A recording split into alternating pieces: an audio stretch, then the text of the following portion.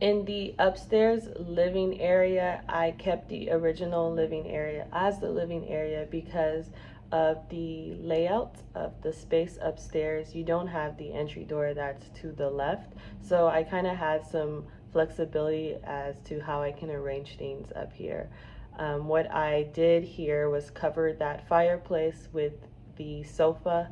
Downstairs, I kept the fireplace because I do like the aesthetic, but at the end of the day, neither of the fireplaces were actually functional. They were just for aesthetics, like I said. Like they were faux fireplaces. So upstairs, I blocked it off with the sofa, and that gave me more room. I swung the TV around and put it on a table so that you can actually see it. Having that TV up on that fireplace mantle, it's just not, you'd be breaking your neck to watch it. So I brought it down so it's now at eye level, and it makes the TV look bigger because it's now closer.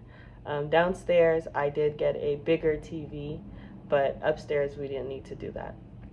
I also included new armchairs. In the previous design, the armchairs were the single chairs, which I then used as dining chairs because that's what they are essentially. When you are furnishing your listing, you have to think about the different types of people that would come to your property. They are different sizes, different shapes. So when you pick out furniture pieces, you need to keep that in mind so you can accommodate every different build. You don't want to get like small chairs that only certain size people can fit in, and when you get another size guest, they're going to be uncomfortable. They're not going to be able to lounge around during their stay. They'll be wanting to go home. So I like to pick pieces that they will work for most people, not just a certain size. So with these armchairs, they were bigger. Same thing with the sofa. It's bigger than the futon sofa that was in there before. So it's bigger, it's comfortable, and it can accommodate more people. So I had the sofa, I had the two armchairs, and I also included a round area rug. Because of the weird angle of the seating, I couldn't really fit in a rectangular rug in there, so I got a round rug. If I had more time, I would have loved a bigger round rug, but this revamp was done in a week, and I had to source things that were going to get here on time. So that's just my own personal preference. It probably doesn't matter to anybody else. In the upstairs unit, which is my favorite part, there was a nice balcony. In the previous design, it was just an empty space, but I really wanted to make this space functional for guests so that when they stay there, they can use it, they can enjoy it. You want them to enjoy every area of the listing, especially because they paid for it. And that's something that, is really going to determine the type of experience they have, if it will be a 5-star experience or if it would be just okay.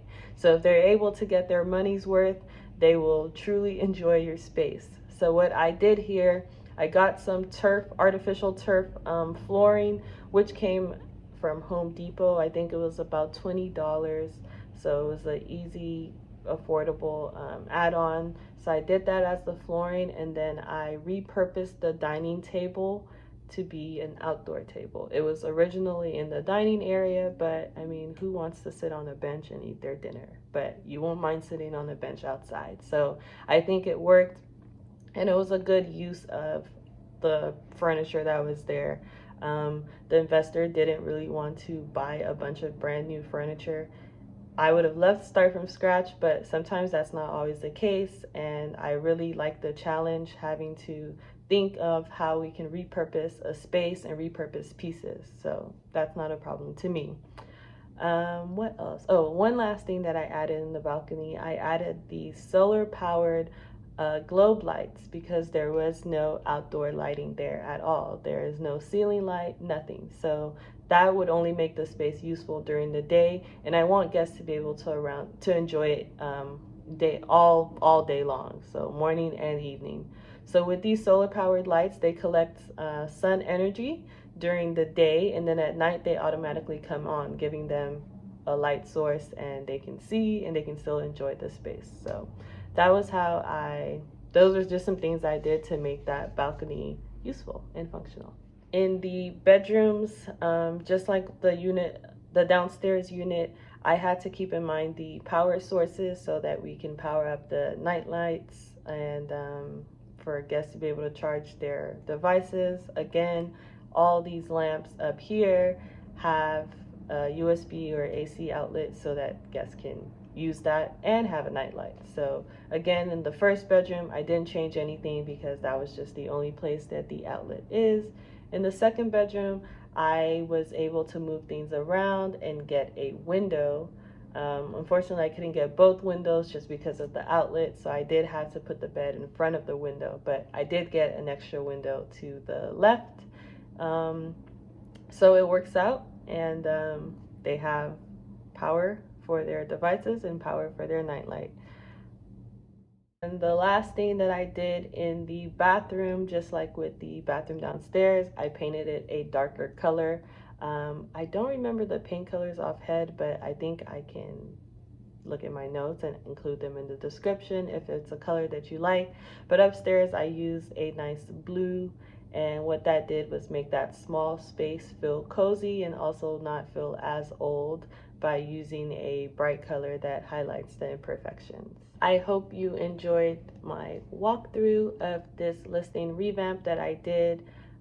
If you are interested in working with me to get your Airbnb listing redesigned or to even create a 5-star listing from scratch, feel free to reach out. I will leave my information in the description. And if you're watching this on Instagram, then you can find my information in the link in my bio. Other than that, thank you for joining me, and I think I will try to do this again soon. Hopefully I have time. Thank you. Bye-bye.